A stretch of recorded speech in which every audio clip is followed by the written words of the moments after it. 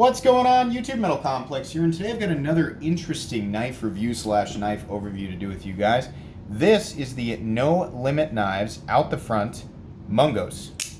You can see there we've got kind of a little sheep's foot blade deal going on there. Very interesting knife. This knife was provided for review by the Password Group, and actually by extension, this dealer whose business card was in the packaging. So I'll just go ahead and show you guys that there real quick so you know where this came from. This is a very interesting knife. I haven't reviewed an OTF on the channel for a while, and this is interesting for a multitude of reasons, which we're going to talk about here. Before we get started, like I always say, a lot of you guys are watching my channel because you've got the itch, you're looking for the next thing. I get it. Whether you're looking for this or you're looking for, a Spyderco Benchmade ZT, something specific, or you're just wanting to browse knives or whatever, down in the description I've got everything nicely sorted out so that you guys can go through there and find whatever it is you're looking for. I've got some of my favorite knives of all time, including some of my favorite budget knives down there. I've got EDC gear, I've got tools, knife maintenance stuff. There's something down there literally for everybody. So as we approach this holiday season, if you're looking something for you or a loved one, I've got you covered. Anyways, let's go ahead and get a measurement of this guy. Not a huge knife. The overall length of the Mungos here is coming in at about 7 inches on the dot. From tip to scale, you are coming in uncontroversially under 3 inches, which is great. It's definitely under 3 inches. Now, the problem is it's still an OTF. This is going to be illegal in a lot of places still. Here in Kansas, we don't have that problem, but I feel for those of you who live in an area where you can't carry an automatic knife, sorry. If you can carry automatic knives, but they have to be under 3 inches, well, here you go. That's the case here, definitely. This knife is made in China. I mistook this for a budget. I got really excited when I unboxed this. I was like, is this a budget OTF? Oh my gosh, because the Lightning is kind of dominant. Like, there's some other budget brands out there, but they notoriously fall apart. And there's one company that's kind of on the rise right now. I haven't had a chance to handle their stuff, but the under $100 mark. I was thinking that this was a budget OTF, and I got really excited. It isn't, but it is a made in China OTF. There are some compelling elements of it, though. Before we get into that, let me go ahead and do some size comparisons here. Up against the Ontario Rat Model 1, the Rat 1 is coming in at 8.6 inches overall, so you can see there it's quite a bit bigger. How about up against the Spyderco PM2? PM2 coming in at 8.3 inches overall. Once again, still quite a bit bigger than the Mungos. How about up against the Benchmade Reptilian, or in this case, the Ritter Hogue? Had somebody tell me that they were so bummed out that I didn't say that on one of my videos, and it almost made him cry. I'm so sorry. I'll say it again. The Benchmade Reptilian, or in this case, the Ritter Hogue. You can see there the Ritter Hogue at 8 inches is still quite a bit bigger. And last but not least, the Spyderco Para 3, or last but not least today, because the bug out's upstairs. Para 3 just coming in a hair longer at 7.25 inches overall. So you can get a good size. This is a good small EDC sized OTF, very similar to the Troodon or the UTX 85, very similar to that. And that brings me to my next point.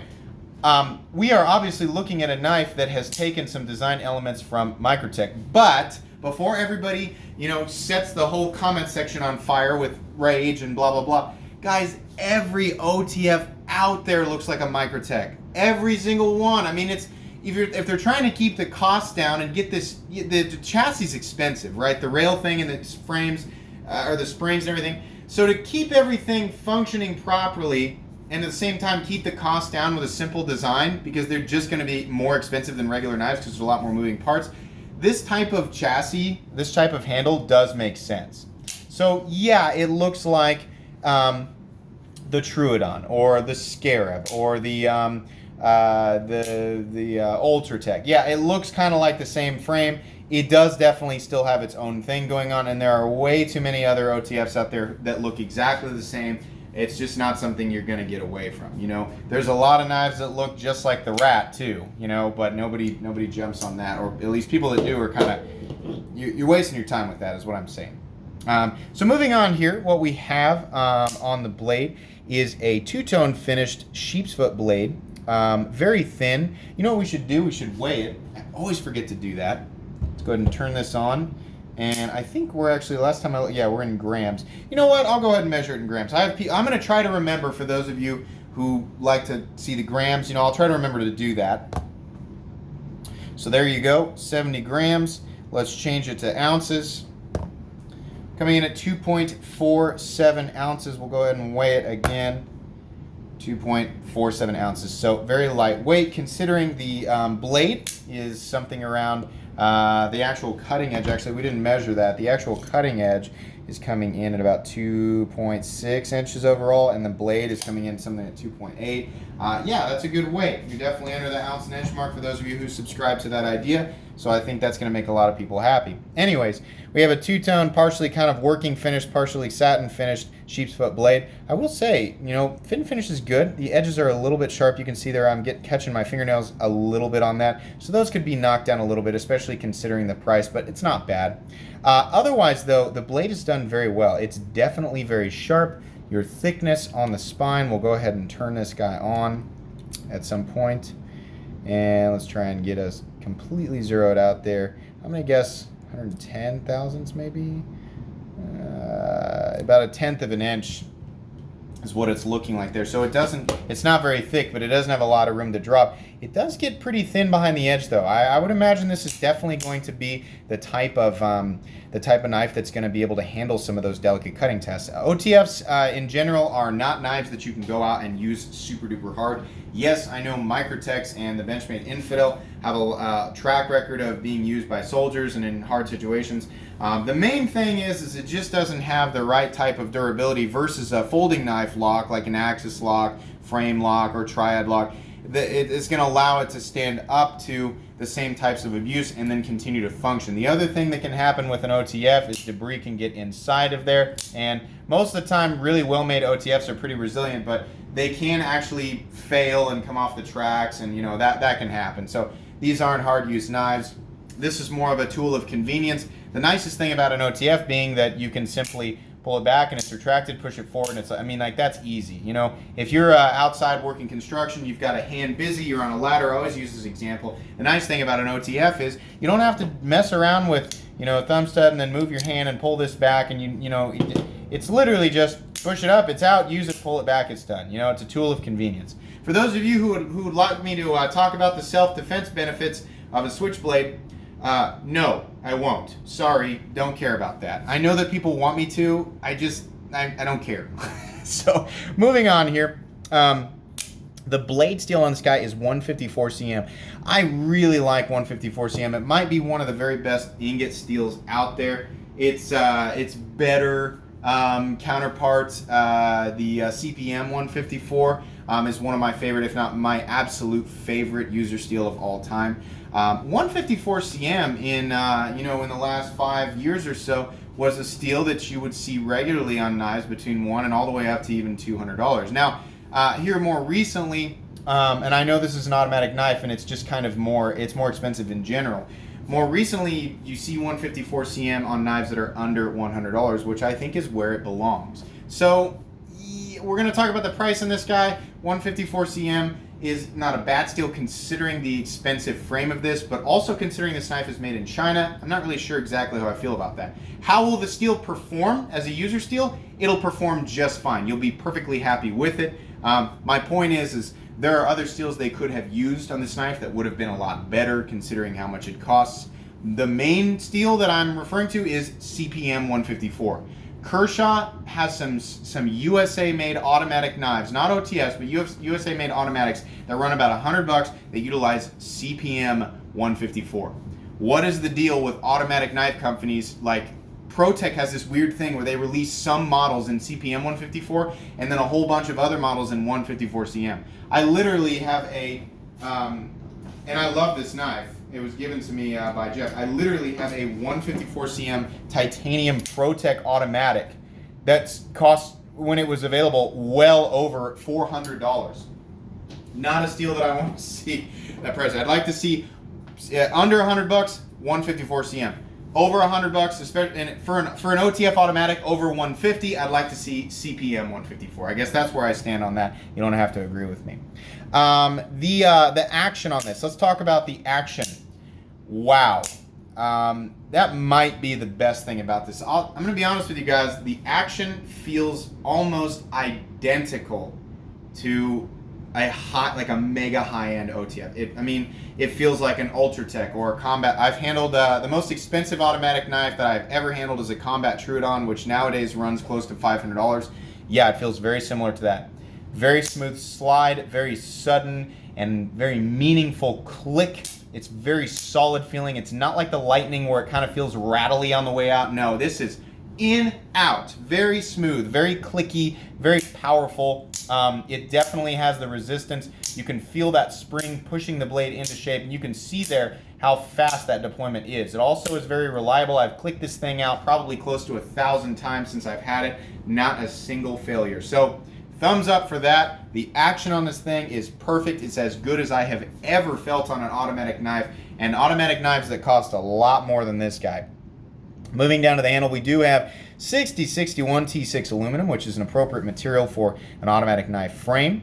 You have, unfortunately, T6 body screws and a whole bunch of them. It's just like, I mean, other automatic knives. You've got, well, it's actually not that many because they're not on this side. You got 6 on this side. You've got some cool lines and things, and all the corners have been nicely knocked down. There's no sharp edges anywhere. I also really like the traction on the button. This is more of a sort of satin finished aluminum button.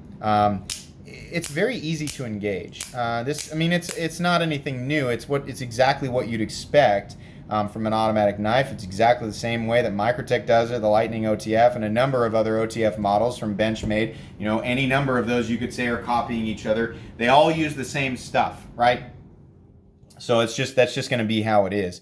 The lines are make the knife look nice without getting in the way of anything, and they do offer a little bit of excess traction on an otherwise very slippery frame. You can see there, this looks nice right here, this sort of brushed finish on the aluminum, but it is a little bit slippery, so I appreciate some of these lines right here that offer a little bit of traction without creating hot spots on my hands. If there are hot spots, it's just these two back corners right there, but I don't know what you're going to be doing with it where that's really going to come into play. This isn't a type of knife that you're going to be, you know, bearing down on and really like pushing into. By the way, because of how this is set up, you can actually get your entire hand around it, which I really enjoy. Though, like other OTF knives, you do run the risk of running your hands up on the blade, so you really need to be careful with it, especially if you are, for whatever reason, going to be using this thing with heavy pressure cuts. You know, I don't know why you would be. It's not that type of knife, but if you are, then you need to be cognizant of that. Absolutely. The seam here connecting everything is nice. It's very, I mean, it's no different than the fit and finish that I've seen on really high-end Microtechs, really high-end Benchmade automatics, other automatics in that same caliber. It's very similar. I'm not seeing major differences there. I'm also not seeing play in the button, which is something that I have experienced with some other really high-end automatic knives. There is no play in this. There's not even a rattle with this. I mean, there's nothing. There's a little bit right there, but that's inside. It's not the button that's rattling. It's just the inside mechanism, which is fine. But the button itself has no play whatsoever. How's the play on the blade? Guys, every single automatic knife in the entire world, every OTF in the world except for the Deadlock. What is that thing? The G&G Deadlock? Is that what that thing's called? It's a $1,500 automatic knife if you can find one for sale. Generally, secondary market prices are much higher than that. That's the only one I know of that does not have any blade play. There'll inevitably be somebody down there going, my Microtech doesn't have any blade play. Every single other automatic knife in the planet has blade play. Even the $400, $500, $600 ones. Maybe there's another knife maker out there that I don't know about that's made another OTF that has no blade play. But if you're going to tell me your Infidel or your Microtech Ultratech doesn't have any blade play, I don't believe you. I've handled so many of those. They all have a little bit of blade play. There's nothing wrong with that. OTFs do just fine being stabbed into, a lot of really well-made OTFs can get stabbed into wood or whatever and not disengage. The locking system, the bars that sort of move into place as this blade locks out are just fine. Again, not saying it's a hard use tool. I'm just saying the blade play this way is not anything to be worried about. In fact, it has almost identical blade play to a Microtech or Benchmade OTF. There's not a lot of wiggle there. Up and down, you can see there's a little bit here like that. That's pretty normal. This OTF does function exactly the same way as other OTFs. I'll use this CRKT box here. You can see there, it's not going to puncture. I mean, most people know this by now. You guys seen those movies where they hold a knife up to a solid object, an OTF, and then they push the button and it goes right through it? That doesn't happen. I know. I mean, I know like 99% of you know that. But for those of you who don't know that, that is only in the movies. That does not happen. This is what happens when you hold it up to a box. Now you got to be careful though, because it still definitely will puncture. I mean, like, don't hold it up to your skin. That's a bad idea. But this is what happens, right? Comes off the rails, and oh no, the button doesn't work anymore. What am I going to do? Well, all you do is you pull it out, and then you stretch it like that, and bam, there you go. It's ready to go again. So that's what's nice. It's just kind of a safe system that OTFs have, and this one's no different. Moving around to the pocket clip. The pocket clip is in pretty good in practice. It's very easy to get this thing in and out of the pocket. It's very comfortable. The bill doesn't stick up to where it's going to get bent off. It also doesn't feel like a hot spot to me. I really like the pocket clip. What I don't like is the incredibly basic font that they put. No limit knives. It's just so, it's the font I would choose to type up a paper in college, you know, about rocks or something, whatever, you know, a geology paper. It's so boring. Why? Don't put anything on there. You know, I like that they put, I mean, actually they did on the blade too. No limit knives. It's just so basic. If you're going to do that, like, I mean, that's okay for the blade steel, I guess, but this just is boring. It really bothers me because I actually really like how this knife looks, but it just, God, that font is ridiculous, you know? I don't know if the manufacturers are gonna be watching this video, but I would say you got a lot of stuff right on this guy. The font really, in my book, takes it down a notch, and I know that's a silly thing to get hung up on. I honestly don't think you should make the decision as to whether or not you should buy this knife based entirely on the font, but it looks so weird. I just don't like the font. Truthfully, you know, kind of coming to the conclusion of this knife, I really like how this thing operates. I really like how it feels. I'm okay with the blade steel. It wouldn't be my first choice. I'd rather it be CPM 154. The blade is ground well. The fit and finish just looks excellent. It feels like a quality piece. And initially when I found out the price, I was like, the price on these guys is about $179. And I know a lot of you right there, made in China, it's 154 cm, and it's $179. Okay, listen. As far as what else is out there for a competitive OTF in this price range that functions like this, I'd say this is in a pretty good place. You know, initially I was ready to kind of agree with people like, I don't know if I want to pay that much, but you know, in the budget OTF range, there's that one company that I'm not familiar with, and then there's the Lightnings. Anything under 50 bucks, I'm going to recommend a Lightning over anything else. Between 100 and 200 has always kind of been a foggy area. There are some other brands that are definitely in a better place than some of the OTFs under the $100 mark, but are questionable. I mean, like, as far as whether or not they're better than a Lightning, a lot of them are questionable. Then you get over $200, and then in my opinion, the Ultratech between 200 and 300, that's definitely the best. I mean, Microtech and Benchmade have some good OTFs.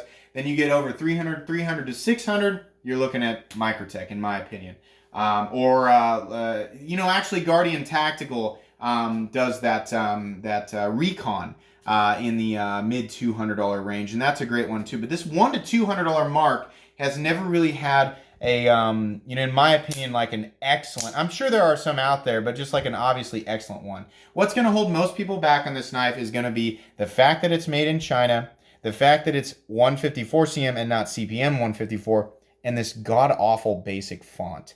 Other than that, I'd still say this is a decent knife. It's not going to be for everybody. I can't recommend it to everybody because of all those elements and because simply because it's not legal everywhere. It's a combination of those things that's telling me I can't recommend it to everybody. But there are a lot of you who would be very happy with this knife. If you're looking for a really good, well-built OTF that's got good materials between 150 and 200, I would say this is a good choice. But that's really all I can say about this thing. I enjoyed it while I had it, but yeah, that's about it. So anyways, guys, like I said, links in the description if you're looking for this or anything else to scratch your itch. But that's going to be pretty much it for today's episode. If you enjoyed this video, please leave a like. If you'd like to check out my other content, I do, of course, have lots of videos of knives that are either expensive or inexpensive that I do or don't like. So check those out. And if you enjoy all my content, go ahead and click on this Metal Complex logo right here and subscribe because there's definitely more content coming. Thanks again for watching, everybody, and have a great day.